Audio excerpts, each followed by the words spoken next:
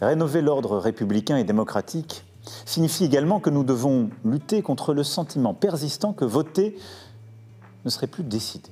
Ce lundi soir, lors de son discours aux Français, Emmanuel Macron a ouvert la porte à des évolutions du fonctionnement de la démocratie en France. En effet, après l'adoption de la réforme des retraites contre l'avis d'une majorité des Français et sans vote à l'Assemblée nationale suite au 49.3, eh bien, beaucoup évoquent une crise démocratique en France.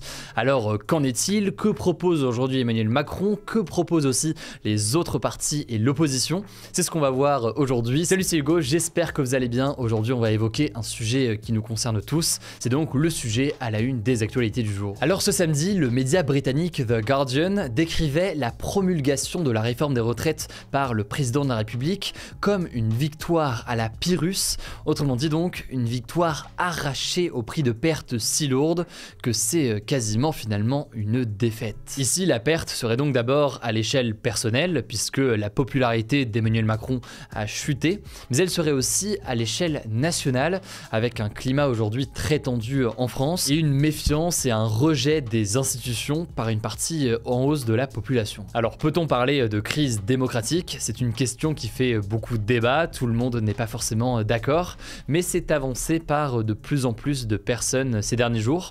Une crise démocratique en fait, c'est quand les citoyens ne se sentent plus représentés par leurs élus et qu'ils pensent finalement que leur avis ne compte pas ou alors ne compte plus.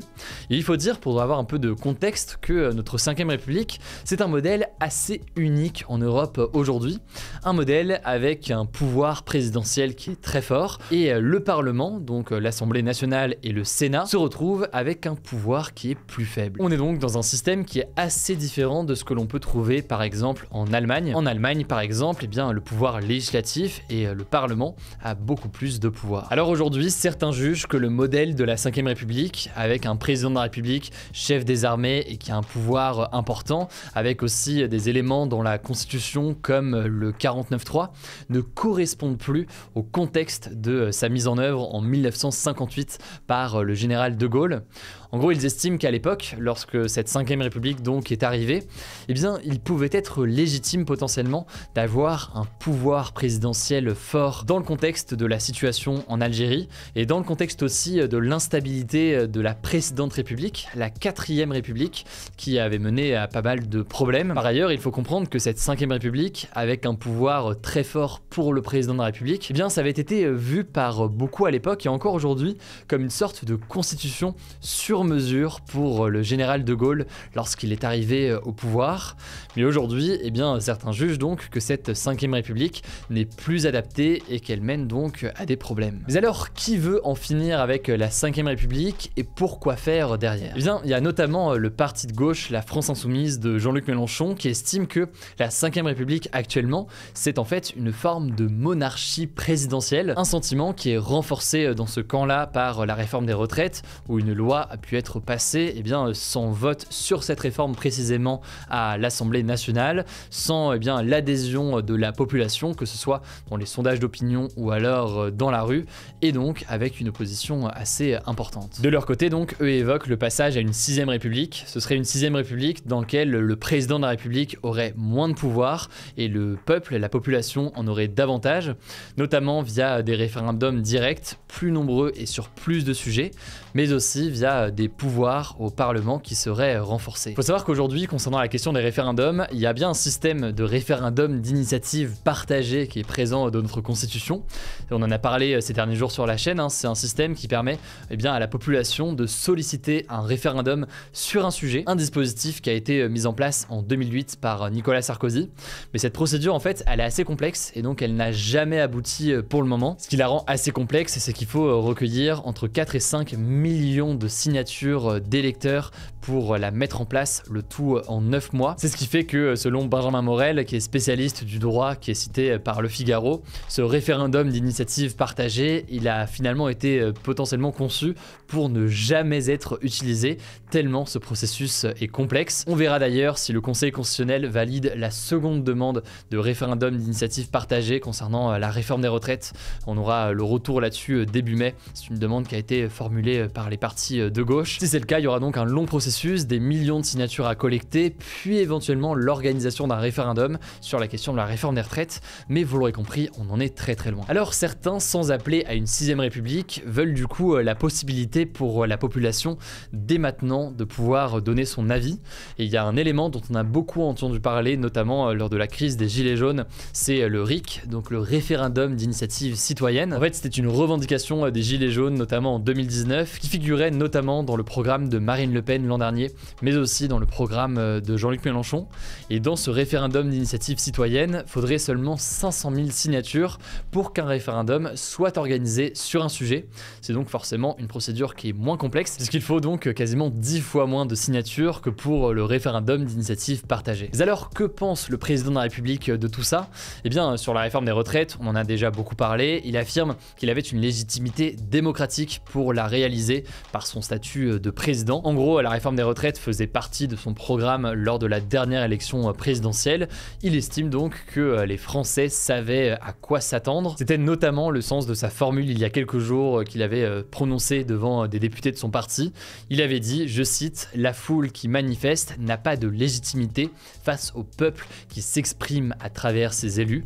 Autrement dit donc, s'il a été élu pour ça, il peut l'appliquer. À cela, certains répondent que certes, il a été élu avec ce programme, mais beaucoup ont voté pour lui au second tour pour empêcher l'élection de Marine Le Pen. Par ailleurs, Emmanuel Macron affirme qu'il a parfaitement respecté les institutions, et en soi, c'est le cas. Il n'y a rien eu d'illégal en soi dans la procédure actuelle. Le 49.3 est autorisé par la Constitution. Le Conseil constitutionnel ensuite a validé cette réforme, y compris la méthode qui était très contestée et qui fait beaucoup débat. Bref, Emmanuel Macron semble aussi s'appuyer donc sur cette forme de légitimité légale, si on peut dire ça comme ça, pour justifier finalement le passage de cette réforme, malgré les impopularités importantes et malgré donc la crise actuelle. Mais alors, quelles pourraient être les évolutions de la part du président de la République? Ce qu'on peut dire déjà, c'est qu'en 2017, Emmanuel Macron avait intégré dans son programme présidentiel une réforme des institutions. Finalement, elle n'a pas vu le jour. Cette réforme, elle portait principalement sur le Parlement. Il souhaitait une réduction d'un tiers du nombre de députés et de sénateurs, mais surtout, il voulait introduire une dose de proportionnel dans l'élection des députés pour que donc l'Assemblée soit davantage représentative de la diversité des opinions. Je vais pas rentrer là-dessus dans les détails, mais aujourd'hui, lors des élections législatives pour élire les députés, il y a un premier tour et puis un second tour, et celui qui a le plus de voix est élu et devient député, alors qu'avec une élection à la proportionnelle, les sièges à l'Assemblée sont répartis en fonction de leur pourcentage lors des élections. Donc si un parti par exemple a 20% aux élections, il peut avoir 20% des sièges à l'Assemblée, pour dire les choses très simplement. Et donc Emmanuel Macron voulait intégrer une dose de proportionnel au sein de cette Assemblée. Bref, dans la situation actuelle, Emmanuel Macron pourrait être tenté de donner plus de pouvoir aux collectivités locales, donc aux régions ou encore aux villes. On verra donc ce qu'il en est. En tout cas, une réforme des institutions, c'est toujours bien complexe à mettre en œuvre parce que ça touche à la Constitution, donc à la loi suprême du pays en quelque sorte. On verra donc ce qu'il en est dans les prochains jours. Ça me semblait dans tous les cas intéressant de faire un petit panorama, on va dire, de ce sujet aujourd'hui. Je vous mets donc des liens en description. Je vous laisse avec Blanche pour les actualités en bref et je reviens juste après. Merci Hugo et salut tout le monde. On commence avec une première info rapidement. Près de 15,1 millions de téléspectateurs étaient devant l'allocution d'Emmanuel Macron ce lundi soir. C'est plus que lors de son intervention du 22 mars dernier au journal de 13h en pleine contestation de la réforme des retraites qui avait réuni 11,5 millions de téléspectateurs. Et c'est à peu près autant que lors de sa dernière allocution lors du journal de 20h en juin 2022. En tout cas, si vous n'avez pas suivi cette allocution, on vous en a fait un résumé dans les actus du jour d'hier, n'hésitez pas à les regarder. Deuxième actu, les autorités russes ont affirmé ce mardi que le président Vladimir Poutine s'était rendu en Ukraine, plus précisément dans les régions de Kherson et Lugansk revendiquées par la Russie et qui sont situées au sud et à l'est du pays. L'objectif de cette visite, c'était de rencontrer les militaires russes qui s'y trouvent depuis le début de la guerre, donc depuis 14 mois. Alors pourquoi c'est marquant? Eh bien en fait c'est la première fois depuis le début de la guerre que le président russe visite ses troupes dans ces régions ukrainiennes, et plus globalement c'est la deuxième visite en l'espace d'un mois de Vladimir Poutine en zone occupée par la Russie en Ukraine. En tout cas ça a fait réagir les autorités ukrainiennes qui accusent le président russe de visiter, je cite, la scène de ses crimes. Troisième actu qui fait beaucoup parler en ce moment aux États-Unis, un jeune afro-américain de 16 ans, Ralph Yard,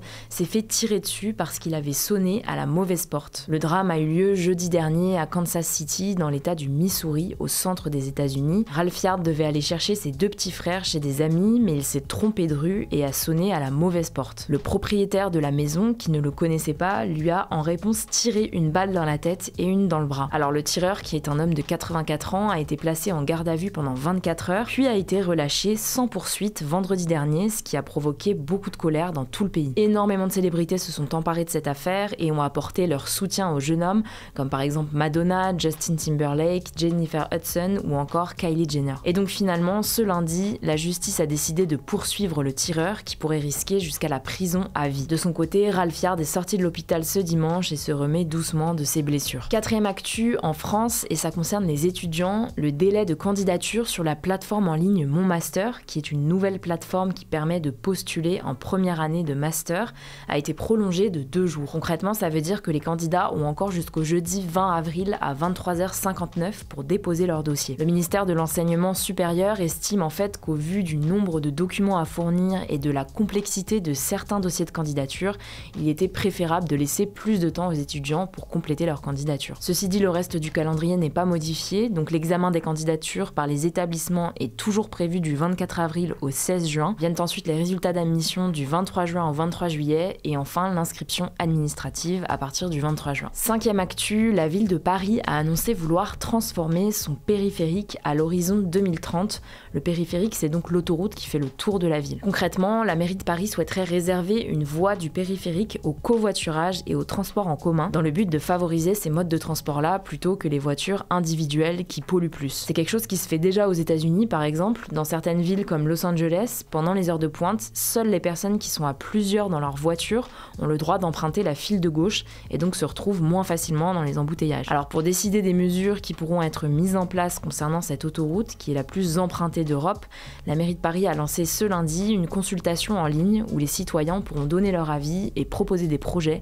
On vous tiendra au courant. Enfin, dernière actu culturelle, les versions françaises des livres de l'écrivaine britannique Agatha Christie, spécialiste des romans policiers, vont être révisées. L'objectif, c'est en fait d'enlever les termes jugés offensants ou discriminants sur le physique ou l'origine des personnages pour s'aligner sur les autres éditions internationales. Ça concerne par exemple un passage dans la mystérieuse affaire de Styles, dans lequel le personnage d'Hercule Poirot souligne qu'un autre personnage est, je cite, un juif, bien sûr. Alors, il faut savoir qu'en 2020, le roman policier Les 10 petits nègres d'Agatha Christie avait aussi été rebaptisé Ils étaient 10, sur décision de l'arrière-petit-fils de l'écrivaine. D'autres œuvres ont aussi fait l'objet de révisions récemment, pour les mêmes raisons. Ça a été le cas récemment des livres de l'écrivain Roald Dahl. En tout cas, cette décision fait débat. Certains estiment que c'est une bonne chose pour l'inclusivité, mais d'autres estiment que ça dénature l'œuvre originale. Merci beaucoup Blanche. Alors, petite chose déjà, je voulais juste vous remercier parce que la version audio de ce format des Actus du jour est encore et toujours le podcast le plus écouté en France, selon les derniers chiffres de l'ACPM. On a dépassé les 2 millions d'écoutes par mois sur ce format, donc merci du fond du cœur. Et bienvenue du coup aussi à tous les nouveaux qui écoutent ce format en version audio. Je sais que vous êtes de plus en plus nombreux. Le débat hier, c'était le suivant. Emmanuel Macron vous a-t-il convaincu? C'est une immense majorité de non qui ressort de ce sondage. Quant au débat aujourd'hui, c'est le suivant. Y a-t-il une crise démocratique en France? Ça se passe directement dans l'onglet communauté. Prenez soin de vous, prenez soin de nos proches, et puis on se dit du coup à demain.